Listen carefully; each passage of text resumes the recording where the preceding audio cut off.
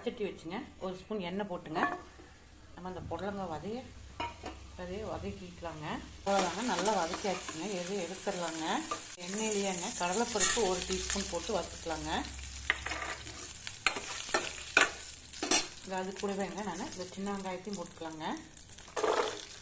வரமிளகா ஒரு 5 மிளகாய்ங்க, பூண்டு ஒரு 4 பல்லுங்க, தக்காளி ஒரு தக்காளிங்க போட்டு வதக்கிக்கலாங்க.